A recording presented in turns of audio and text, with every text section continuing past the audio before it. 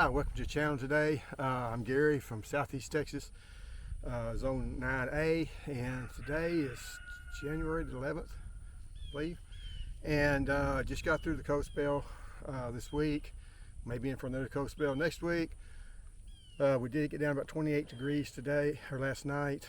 There was ice over the water trough and stuff, so we know it got pretty cold. It's probably the coldest day of the year so far. And we'll kind of show you part of that. But the other thing that's happened is potatoes starting to come in at the feed store, so it's getting close to potato planting time. So the first thing we're going to be doing is looking at my potato plot, and I have used a wheel hoe and dug this up here a few minutes ago. And what I have to do is I'm going to try to make you just dig all your dirt to the center and make you a nice little bed here.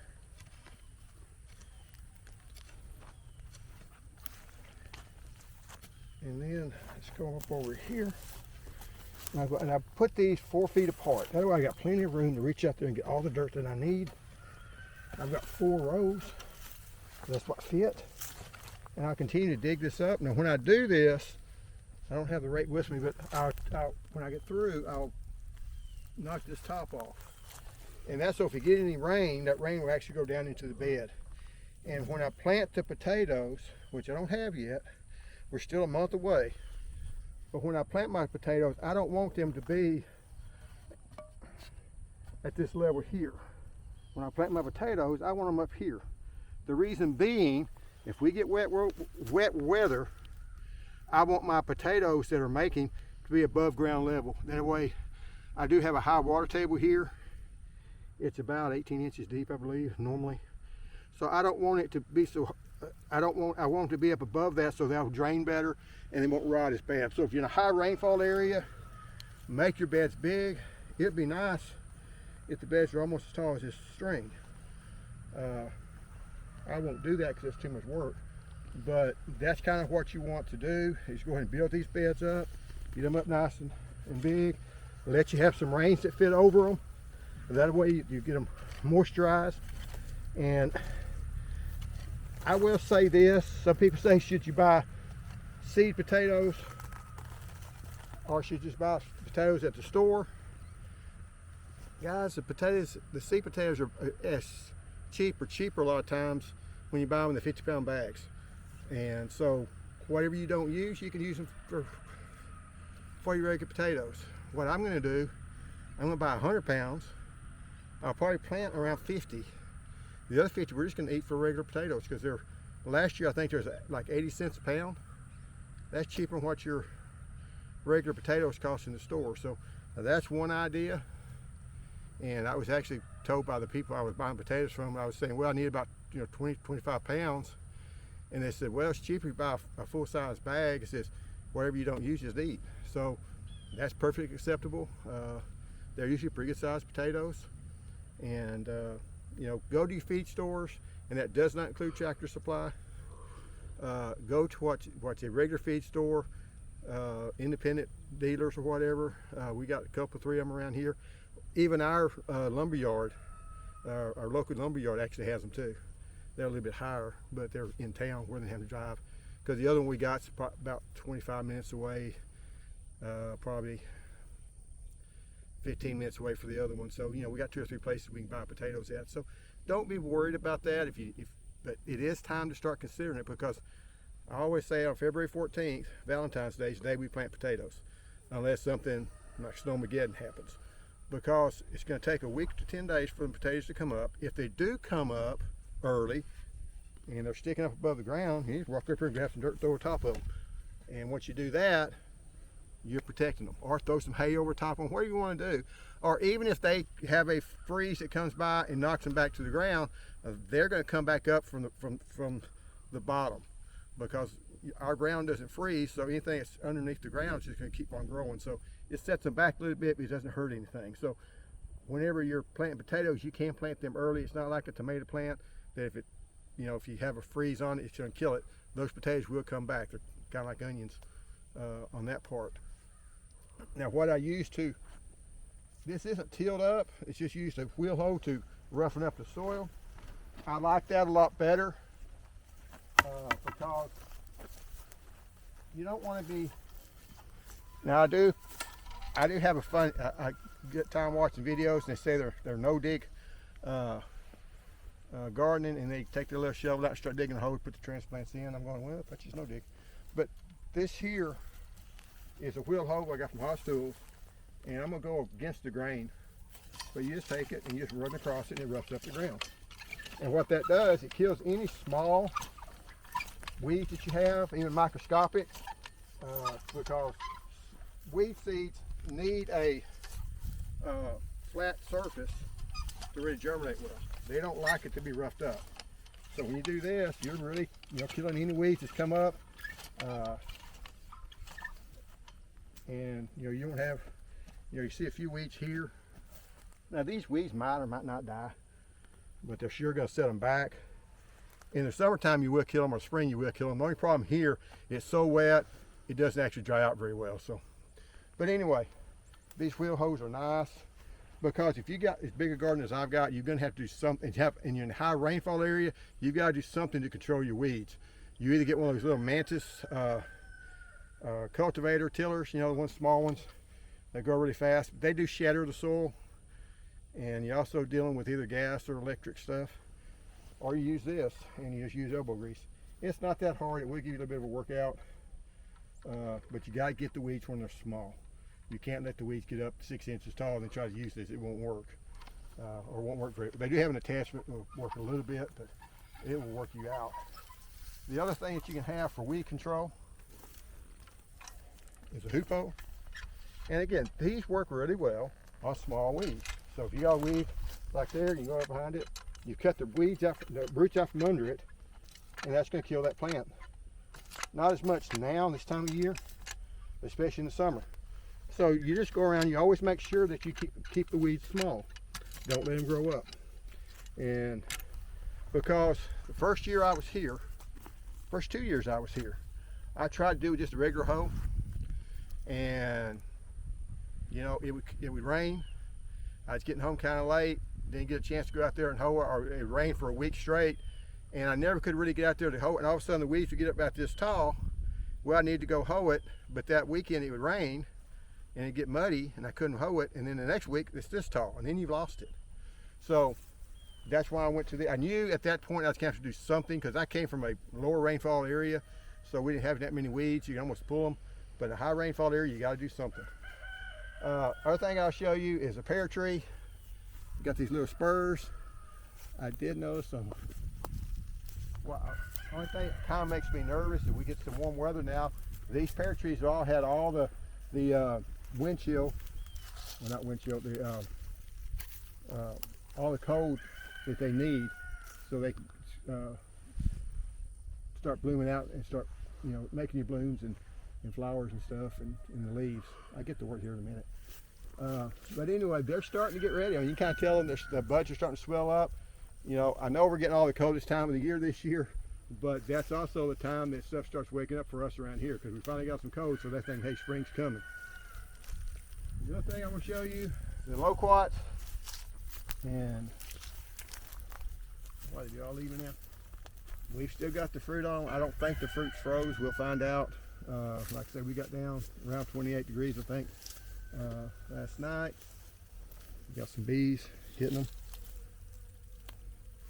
And the good thing is you still got some of these that have not bloomed yet. And those who hadn't bloomed. So even if we do get a hard freeze, these here will still bloom out. So I should still get some fruit. See, they got a couple of bees there. Like I say, they really like it this time. They really like these loquat species. It's the only thing blooming right now. So they're doing a really good job of providing some pollen for their hives. I guess the big issue here is going to be the brassicas, and this stuff got started late. I kept hoping it would get better, and we are. And if you kind of come up over here, I know I did earlier video. A little bit of damage on the leaves. You can see the head looks okay. These are purple headed. So this is a sour orange rootstock. You can see it got damaged a little bit, but it's I don't care. I'm trying to kill it, but you know, it survived. And all these others start to put on little heads. So we're going to find out just how much cold they can handle, I guess. And this is the first time I've done this late. Last time I had it, they were making in December. Now we're into January. I didn't mean for that to happen, but my first crop got killed, so I planted the second crop, and it just hasn't come on yet. Like I said, this head here, it looks really pretty, but we're gonna find out. I think it's Goliath, if I'm guessing. And but you know, we're at that point. We're gonna find out. I don't know. If I don't know something, I'm gonna tell you. Over here, we've got our carrots and our onions. One thing I will say is that I got a lot of weeds in these carrots here, and that's something you don't want to let them get going too far. It's just been wet, and this was kind of a weedy area anyway. These over here I've weeded better. So you know, carrots I'm not worried about. Even if we got in the mid 20s, even the lower 20s, it might burn them back, but they'll come back. Same thing with the onions. It does set them back, but usually they'll be okay. I did put out some fertilizer right before the last rain. You do want to keep your onions fertilized at this point because you want to put on as much top growth as you can. The bigger the tops, the bigger the bulbs. So, and then coming over here, our radishes did just fine. They're looking good, and you know, so if you're throwing out radishes, and these radishes are just seeds from either last year or the year before that I put out, and they're volunteer. So they're Daikon radishes. This year's just a weed, and it has sailed through this cold temperature. Again, I already showed this, but this is where I'm going to be planting my tomatoes. I'm kicking around whether I want to plant my tomatoes this weekend or next weekend. I'm leaning toward next weekend just because we got so much cold weather right now. I want to have, you know, it really doesn't matter probably, but you know, I'd like to have a 4-inch tomato plant February 14th, and then I'll decide if I want to plant it at that time. So if I do it now, I might be a little ahead on that game. And I got so many, I don't want to get too far ahead because I don't have room to put all to up pot them into the solo cups and have enough room to do it. And really, let's go. We're going to go to the main garden. This over here is to stay the same as last video. I haven't picked all the lemons on the Jiu-Jitsu lemonade tree, but they really can't tell. I don't think they froze, but I'm not really sure.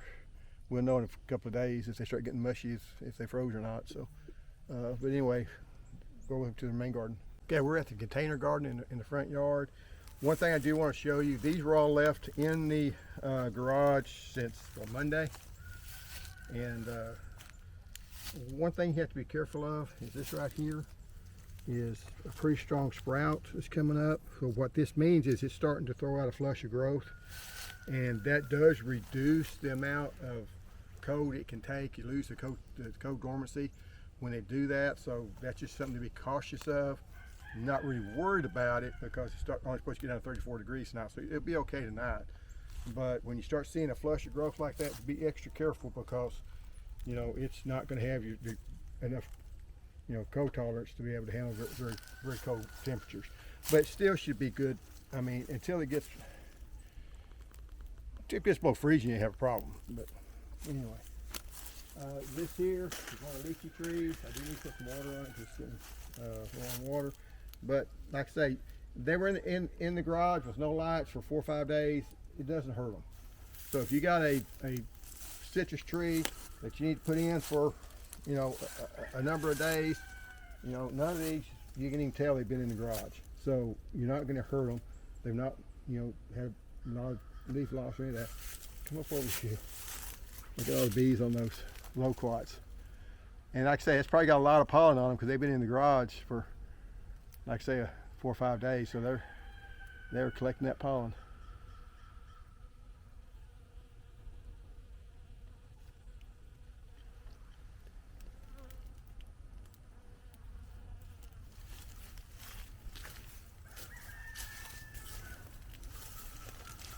coming over here.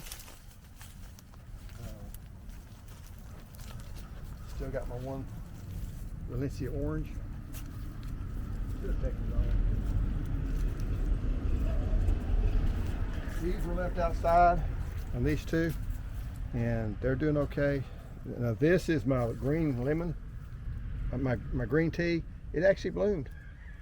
See a little bloom on it. No bees on it, so I don't know if they don't like it or not, or they just haven't seen it. And over here,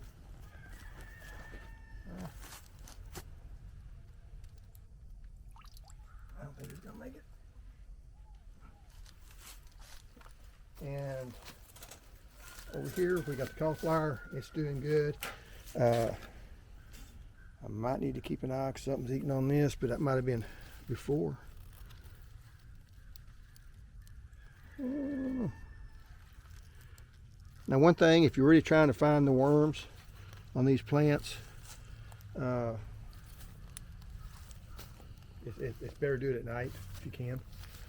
And I guess the last thing, I've showed it before, but in case you didn't see the other video,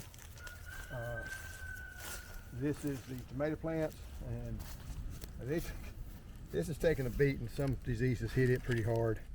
So I need to pick the tomatoes off on it. This is starting to grow, and really I probably need to put some fertilizer, try to get them to grow some more, try to outgrow the disease. I may make a video about, can healthy plants repel diseases or repel pests, but that's another video. And over here, this is the beets that we got growing here, and then you also have your raspberries, the